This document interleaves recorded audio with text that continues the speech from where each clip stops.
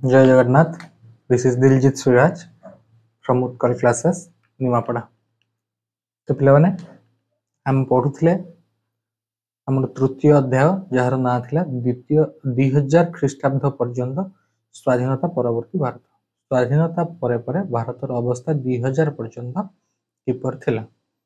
तो आम जो टॉपिक पर आलोचना करथिले सेटा होछि द्वितीय पाठ। ताले द्वितीय पाठ ना कोन रहितला ओडिशा सहित गणजात राज्य मानकर मिश्रण। प्रथम लेक्चर सरीथिला। आज वीडियो रे आमे सेकंड पार्ट ऊपर आलोचना करिबा।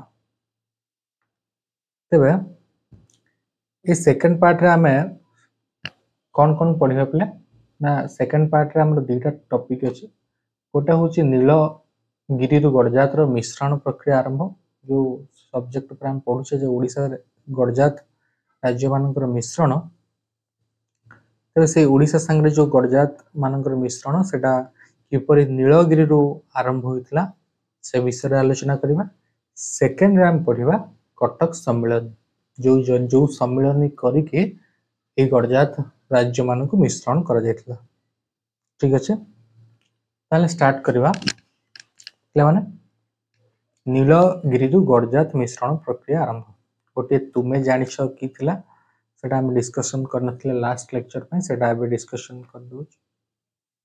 नीलगिरी रो क्षेत्रफल पले किछटा जानिबा जिंस ए जो हम नीलगिरी कहूचे तार क्षेत्रफल थिला 284 वर्ग माइल। केते थिला नीलगिरी रो क्षेत्रफल 284 वर्ग माइल और जनसंख्या थिला 7,63,109। यार जनसंख्यार 15% थिला जनजाति।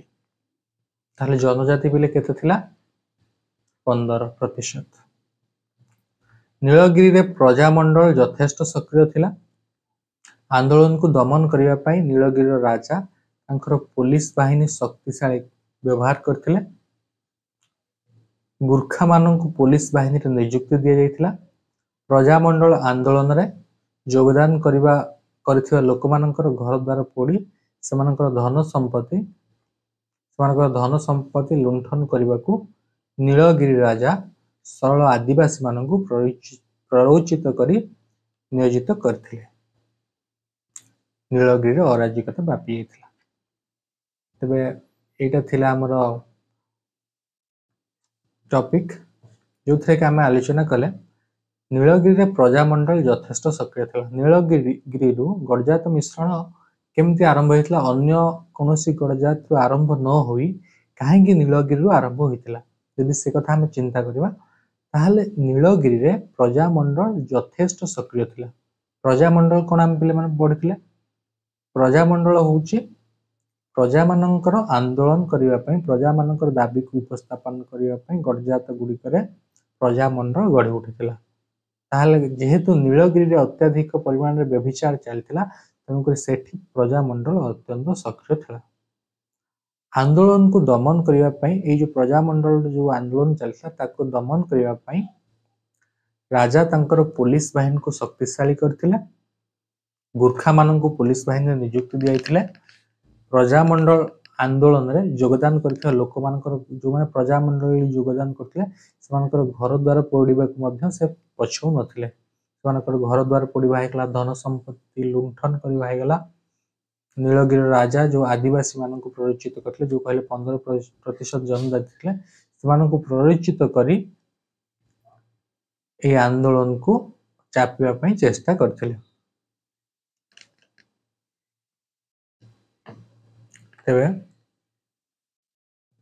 नेक्स्ट हम देखिबा ओडिशा सरकार भारत सरकार को निकट को नीलगिरी रो उद्वेगजनक आईन श्रृंखला परिस्थिति उल्लेख करी विवरणी प्रेरण कले। ताले ए जो अराजकता व्यापी जायतला नीलगिरी गणजात रे ताकू ओडिशा सरकार कोन करथिले भारत सरकार को विवरणी प्रस्तुत करथिले प्रदान करथिले। विवरणी प्रस्तुत करी सेते बेले ओडिशा रो मुख्यमंत्री किए थिले ना डॉक्टर हरेकृष्ण महताब जे दिल्ली रे थांती। से समय दिल्ली रे थांती से पटेल का सहित विचार विमर्श कले। ताले पटेल का संगे कोन करथिले से विचार विमर्श करथिले जे ए भलिया सिचुएशन वर्तमान नीलगिरी रे रहिछ।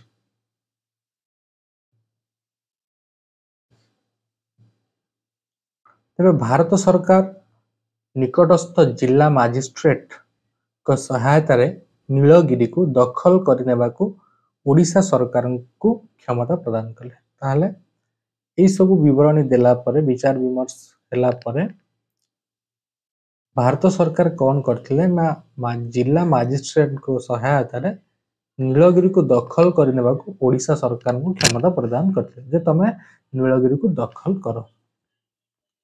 महताब को अनुपस्थिति रे मंत्री नवकृष्ण चौधरी महताब जे प्रधानमंत्री थिले तांको अनुपस्थिति रे मंत्री नवकृष्ण चौधरी नीलगिरी दखल कार्य परिचालना करथिले। ठीक अछि, किए नीलगिरी दखल कार्य परिचालना करथिले? मंत्री नवकृष्ण चौधरी। जब देखिबा पिले 1947 मसीहा नवेम्बर 14 तारिख रे नीलगिरी को ओडिशा सरकार दखल करनेले। ताले केबे नीलगिरी को ओडिशा सरकार दखल करथिले? 1947 मसीहा नवेम्बर 14 तारिख रे। नवेम्बर शेष सुधा सेठार आईन श्रृंखला परिस्थिति स्वाभाविक हो गला। यदि हम कहबा नवेम्बर शेष सुधा सेठाकार आईन श्रृंखला परिस्थिति स्वाभाविक हो जाइतिला। यह थिला भारत रे देशीय राज्य मिश्रण प्रक्रिया आरंभ। पिला माने जदि कहबा सर्वभारतीय स्तर रे हम जो आलोचना करथिले ओडिसा रो केमती तार बन्य सृष्टि होइतिला एही भली भाबरे प्रथम करिकि नीलगिरी रु गडजात रो मिश्रण प्रक्रिया आरंभ होइतिला। भारतीय सर्वभारतीय स्तर रे गडजात रो मिश्रण प्रक्रिया ओडिसा रु ही आरंभ होइतिला। एबे हैदराबाद दखल परे एही प्रक्रिया जबनिका पतन होइतिला। प्लेट तुमे जानिछ कि अछि हम आलोचना करबा। नीलगिरी मिश्रण संबंध रे सरदार वल्लभ भाई पटेल कौन कहिथिले? से कहिथिले शह शह वर्ष पूर्वे एही कलिंग जने दुर्धर्ष सम्राट अशोकଙ୍କ मनरे विराट परिवर्तन आनिथिला। से जने प्रजा हितेशी शासक भावरे विश्व इतिहास रे परिचित होइथिले। पिला अशोकଙ୍କ कथा कुआ जाइछि किए हुए तो स्वप्न रे सुद्धा भाबी नथिबो बा कल्पना मध्यम करि नथिबो जे सही कलिंगरु ही भारत को एकत्र करिबा प्रक्रिया आरंभ हेबो। अशोकଙ୍କ अमल रे भारत रे जेपरि राजनीतिक एकता प्रतिष्ठित होइतिला आधुनिक भारत रे ताहार पुनरावृत्ति हेबाकू जाउछि। जेमती अशोकଙ୍କ अमल रे भारत रे जेपरि राजनीतिक एकता प्रतिष्ठित होइतिला ठीक सेही परि आधुनिक भारत रे जदि हम आलोचना करिबा तार पुनरावृत्ति होइछि बोली सरदार वल्लभ भाई पटेल मत स्थापना करथिले, मत प्रदान करथिले। यदि कहबा पिले 1947 नवेम्बर 20 रे गडजात दायित्व रे थिबा केंद्रीय सचिव भारत सरकारଙ୍କର वीपी मेनन ओ ओडिशार मुख्यमंत्री हरेकृष्ण महताब को मध्य दिल्ली रे विचार विमर्श हैला। ताले 1947 नवेम्बर 20 रे गडजात दायित्व रे थिबा जे केंद्रीय सचिव थिले वीपी मेनन ओडिशार मुख्यमंत्री हरेकृष्ण महताब को मध्य दिल्ली रे विचार विमर्श होइथिला। एठारे स्थिर करागला जे 1947 डिसेंबर मासरे ओडिशा प्रदेश परिसर रे थिबा ख ग श्रेणी गडजात राजा मानकर एक सभा कटक ठारे अनुष्ठित हेबो। सेमाननको निमंत्रण करिवार दायित्व वीपी मेनन को ऊपर न्यस्त होइतिला। पिला माने 1947 नवेम्बर 20 तारिख रे जे गडजात रो दायित्व थिले केंद्रीय सचिव वीपी मेनन ओ ओडिशा रे जे मुख्यमंत्री थिले हरेकृष्ण महताब तांख मध्य विचार विमर्श होइतिला। 1947 डिसेंबर मासरे ओडिशार प्रदेश परिसर रे थिबा ख ओ ग पिलाम पड़ले क श्रेणी ख श्रेणी क श्रेणी तो प्रथम निष्पत्ति नियागला ख ओ ग श्रेणी रो गडजात राजा मानकर एक सभा कटक ठारे अनुष्ठित हेबो। सेमाननको निमंत्रण करिवार दायित्व वीपी मेनन को दिया जायतिला। ठीक अछि, तबे सेही ख ओ ग श्रेणी कटक सम्मेलन एबे हम आरंभ करिबा। ताले ए जो कटक सम्मेलन रे कथा हम कहूचे एथे ख ओ ग श्रेणी रो लोक माननको प्रथमे डाकिबा पई आयोजन करा जायतिला। तबे कटक सम्मेलन पिले कोन कटक सम्मेलन हूँ गड़जात को मिसेवा गोटे कटक ठारे जो सम्मिलन आयोजन करा हूँ कटक सम्मिलन।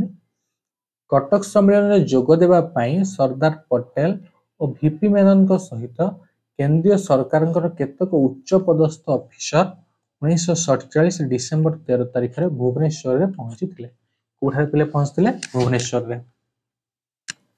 कौटी हम कटक सम्मिलन कटक रे भुवनेश्वर में 1947 डिसेंबर 13 तारिख में वीपी मेनन सरदार पटेल केंद्रीय सरकार केतक उच्च पदस्थ ऑफिसर ता परदिन कौन करते कटक राजभवन रे ऐतिहासिक सम्मिलन आरंभ करते।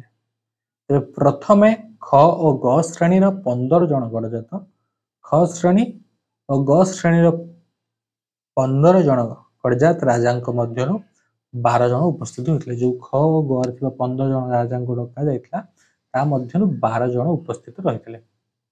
जदि कह आठ मल्लिक बनाई और तिगिरिया राजा यह सम्मिलन में जोग दे नथिले। क्यों माने इस सम्मिलन में जोग दे नथिले?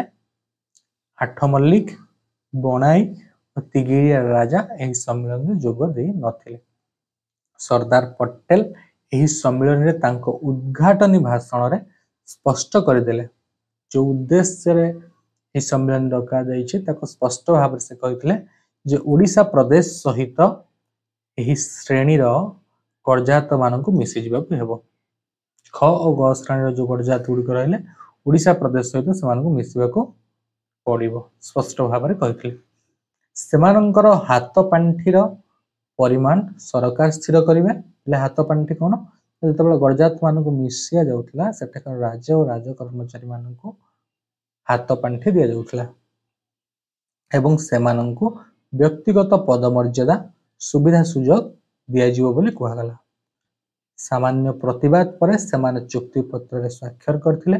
अनुपस्थित थिबा बनाई आठ मल्लिक तिगिरिया राजा माने परे यही चुक्ति पत्र रे दस्तखत करथिले। तेबे सेमानंकर हाथ पांठीर परिणाम सरकार स्थिर करिवे एवं सेमानंकु व्यक्तिगत पदमर्यादा मध्य दियाजिवो। सरकार क्षेत्र में बहुत पदमर्यादा दियाजिवो एवं हाथ पांठीर व्यवस्था कराजिवो। सामान्य प्रतिवाद पर सेमाने चुक्ति पत्र रे स्वाक्षर कले। अनुपस्थित थिबा बनाई आठ मल्लिक और तिगिरिया राजा माने यही चुक्ति पत्र रे दस्तखत करथिले। तेबे ये तो थिला ख श्रेणी कथा। ख और ग श्रेणी कथा एबे हम आलोचना करबा ग श्रेणी। ग श्रेणी राजा माने गड़जात गुड़िक राजा माने क्यों परिस्थिति रे ओडिशा सहित मिसिथिले। तेबे जदि हम कहिबा क श्रेणी गड़जात माननकु नै सामान्य समस्या सृष्टि हैला। मध्याह्न भोजन पर सरदार पटेल क श्रेणी 11 जन राजा सहित कथबार्ता आरंभ करथिले। मध्याह्न भोजन सरिबा परे सरदार पटेल क श्रेणी 11 जन राजा सहित कथबार्ता आरंभ कले। जदि कहिबा कथा प्रसंग रे से कहिले जे ओडिशा रे थिबा गड़जात गुड़िक ओडिशा प्रदेश रूपक शरीर रे गोटे गोटे क्षत सदृश। ओडिशा रे थिबा जेतक गड़जात सेमाने होउछन्ती ओडिशा प्रदेश रा क्षत सदृश माने खंडिया परी से गुड़ी को शीघ्र उपशम करने को हेबो। से खंडिया को तुरंत उपशम करने को हेबो नचेत मूलट पाटन करने को हेबो। जदि गड़जात राजा माने ओडिशा सहित मिसी जिबार उपदेश ग्रहण करती सेमानंकु आरोग्य कर दिया जिवो। जदि गड़जात राजा माने ओडिशा सहित मिसी जिबे ताले सेमानंकु आरोग्य कर दिया जिवो। और जदि सेमाने विरोध करती तेबे प्रजा मान तांकर मूलत पाटन करते। प्रजा माने कौन करिवे सेमानंकर मूलत पाटन करदेबे बोली से खोला खोली चेतावनी देथिले। क श्रेणी गड़जात राजा मानक सहित अनुष्ठित कथबार्ता किछि सुफल मिली नथिला। अनेक समय कथबार्ता और चाप प्रयोग पर 9 जन देशीय राजा मिश्रण चुक्ति स्वाक्षर करने को राजी होते। 11 जन भितर अनेक समय कथबार्ता पर 9 जन राजा स्वाक्षर करने राजी होते। 1947 डिसेंबर 15 तारिख दिन सकाଳେ स्वाक्षर करथिले। केबे स्वाक्षर करथिले 9 जन 1947 डिसेंबर 15। जदि कहबा कलाहांडीर महाराजंक पई पटेल का स्वतंत्र train T Cuttack rail station रे घंटाए अपेक्षा करथिला। कलाहांडीर प्लान मन रखो कलाहांडीर महाराजंक स्वाक्षर पई पटेल को स्वतंत्र train T Cuttack rail station रे घंटाए अपेक्षा करथिला। तेबे शेष रे कलाहांडीर महाराज मिश्रण चुक्ति स्वाक्षर करथिले। तेबे एई भली भाबरे आमे पढुचे ओडिसा रु ही भारतर एकत्रीकरण आरंभ होइछ। तेबे मयूरभंजर जे महाराज रहले तांको मंत्रिमंडल को सहित आलोचना न करी मिश्रण चुक्ति पत्र स्वाक्षर करिवे नाही बोली जुक्ति बाढिले। एथि पई से किछि दिन समय नेबो बोली कहिथिले। ए होछन मयूरभंजर राजा। तेबे 1947 डिसेंबर 23 तारिख कथा कहबा भारत सरकार एही 25 टी जो 25 टा गणजात मिसला मयूरभंज मिसी नथिला तेणु करी 25 टा टोटल 26 टारु क ख ग रे 26 टारु जो 25 टी गणजात मिसिले 1947 डिसेंबर 23 तारिख रे एही 25 गणजातर शासन भार ओडिशा प्रादेशिक सरकार को हस्तांतर करथिले। 1948 मसीहा जनवरी 1 तारिख परठारु ओडिया भाषा भाषी 25 टी गणजात ओडिशा प्रदेश सहित मिसी गला। ताले कोन हला ना 1948 मसीहा जनवरी 1 तारिख ठारु ओडिया भाषा भाषी 25 टी गणजात ओडिशा प्रदेश सहित मिसी जाइथिला। तेबे सढेई कला खरसुहा मध्यवर्ती अंचल अवस्थित जो मयूरभंज ओडिशा रे न मिसिबारु एही दुई राज्य मध्यरे प्रत्यक्ष भाव जोगाजोग होई परला नाही। तबे जदि कहबा मयूरभंजर जो दुईटा राज्य रहिले सढेई कला और खरसुहा जेतेबेले मयूरभंज मिसी नथिला ओडिशा संगे से तनु करी से दुईटा गणजात संगे हमर जोगाजोग सेते बेसी हेई पार नथिला। तेणु एही दुईटी राज्यर राजा माने सेमानंकर पूर्व मत परिवर्तन करी बिहार सहित मिसिबा पई चाहिए। तेणु करी जो दुईटा खरसुआ और सढेई कला माने बिहार संगे मिसिबा पई चाहिए। फल रे भारत सरकार कौन कले ना 1948 मई 18 तारिख रु से दुईटी गणजात को ओडिशा रु काढी नै बिहार रे मिसाइथिले। ताल तांको केउठी मिसाइथिला तांको बिहार रे मिसाइ दे जाइथिला। जदि हम कहबा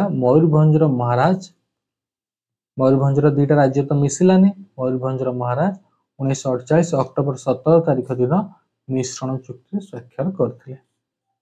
1949 मसीहा जनवरी 1 तारिख दिन मयूरभंज ओडिशा सहित मिसिथिला। तबे मयूरभंज के ओडिशा सहित मिसिथिला 1949 मसीहा जनवरी 1 तारिख दिन। ओडिशा सहित एही 24 गणजातर मिश्रण प्रक्रिया रे ओडिशार तत्कालीन प्रधानमंत्री हरेकृष्ण महताब प्रमुख भूमिका ग्रहण करथिले। जदि कहबा ओडिशा रे जो 24 टी गणजातर मिश्रण प्रक्रिया होइतिला सरी जो ओडिशा सहित एही जो 24 टी गणजात मिश्रण प्रक्रिया रे ओडिशार तत्कालीन प्रधानमंत्री हरेकृष्ण महताब प्रमुख भूमिका ग्रहण करथिले।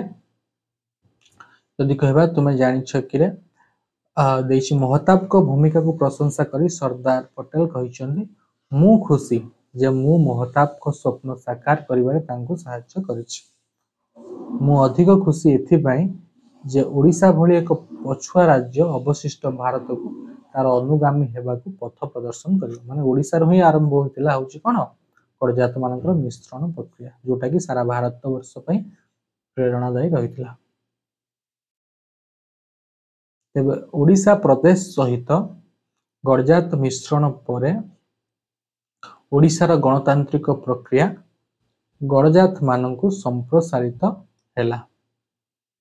पिला माने हम यदि गणतांत्रिक प्रक्रिया कथा आलोचना करिवा जे ओडिशा प्रदेश सहित गणजात मिश्रण हेबा परे ओडिशार गणतांत्रिक प्रक्रिया गणजात मानकु संप्रसारित होइथिला। ओडिशा विधानसभा आगरु सदस्य संख्या 60 रहितला। गणजात मिश्रण परे एथिरे आउ 31 टी आसन संयुक्त हैला। ताल कोन हैला ना ओडिशा विधानसभा आगरु सदस्य संख्या थिला 60 जेतेबेले गणजात गुडी को मिसी थिले एहा परे 31 टी आसन वृद्धि पाइथिला। ओडिशार विधानसभा निर्वाचन संख्या 91 रे पहुंचथिला। जदि कहबा 1949 मसीहा अक्टोबर 10 तारिख रे एही समस्त सदस्यों को नै ओडिशा विधानसभा अधिवेशन रे नुआ राजधानी भुवनेश्वर ଠାରେ ଅନୁଷ୍ଠିତ ହୋଇଥିଲା। ତେବେ ଗଡ଼ଜାତ ଗୁଡ଼ିକ ସାମିଲ କରି ଓଡ଼ିଶାର ଜିଲ୍ଲା ଗୁଡ଼ିକୁ ପୁନର୍ଗଠନ କରି 13ଟି ଜିଲ୍ଲାରେ ସୃଷ୍ଟି କରାଯାଇଥିଲା। ଯଦି ସେଇ 13ଟି ଜିଲ୍ଲାକୁ ଦେଖିବା ତାର 13ଟି ଜିଲ୍ଲାର ମାନଚିତ୍ର ଏଇଠି ଅଛି। ଓଡ଼ିଶା 13ଟି ଜିଲ୍ଲା ବିଶିଷ୍ଟ ମାନଚିତ୍ର। ଏଠି ପୁରୀ, କଟକ, ଢେଙ୍କାନାଳ, ସମ୍ବଲପୁର, ସୁନ୍ଦରଗଡ଼, କେନ୍ଦୁଝର, ମୟୂରଭଞ୍ଜ, ବାଲେଶ୍ୱର, ବଲାଙ୍ଗୀର, ବୌଦ୍ଧ, କନ୍ଧମାଳ, ଗଞ୍ଜାମ, କୋରାପୁଟ, ଏମିତି 13ଟି ଜିଲ୍ଲାକୁ ନେଇକି ଓଡ଼ିଶା ପ୍ରଦେଶ ଗଠିତ ହୋଇଥିଲା। ସମୟକ୍ରମେ ପ୍ରଜା ଆନ୍ଦୋଳନ ପ୍ରଶମିତ ହୋଇଗଲା ଆଉ ପ୍ରଜା ଆନ୍ଦୋଳନ ରହିଲାନି। ଗଡ଼ଜାତ ଅଞ୍ଚଳରେ ରାଜା ଓ ପ୍ରଜା ଉଭୟ ଏହି ଗଣତାନ୍ତ୍ରିକ ବ୍ୟବସ୍ଥାରେ ଯୋଗଦାନ ଦେଲେ। ସବୁ ରାଜା ଏବଂ ପ୍ରଜା ସମସ୍ତେ ଏହି ଗଣତାନ୍ତ୍ରିକ ପ୍ରକ୍ରିୟା ଲୋକମାନଙ୍କ ଦ୍ୱାରା ଯେଉଁ ଶାସନ ଚାଲିଲା ସେଥିରେ ସାମିଲ ହେଲେ। ତେବେ ଦେଶୀୟ ରାଜ୍ୟ ଗୁଡ଼ିକର ଓଡ଼ିଶା ସହିତ ମିଶ୍ରଣ ପରେ ଓଡ଼ିଆମାନଙ୍କ ମଧ୍ୟରେ ଐକ୍ୟ ଏବଂ ଉତ୍ସାହ ପରିଲକ୍ଷିତ ହୋଇଥିଲା। ଓଡ଼ିଆମାନେ ଏକ ସମୃଦ୍ଧ ପ୍ରଦେଶ ଆଭିମୁଖ୍ୟ ନେଇ ଅଗ୍ରଗାମୀ ହୋଇଥିଲେ। ତେବେ ଏଇଭଳି ଭାବରେ ସମ୍ପୂର୍ଣ୍ଣ ମିଶ୍ରଣ ପ୍ରକ୍ରିୟା ଓଡ଼ିଶାରୁ ଆରମ୍ଭ ହୋଇଥିଲା। ଆଶା କରୁଛି ତୁମମାନେ ବୁଝିପାରିଥିବ। ତ ଆମର ଏ ଚାପ୍ଟରଟି ଏଠି କମ୍ପ୍ଲିଟ୍ ହେଉଛି।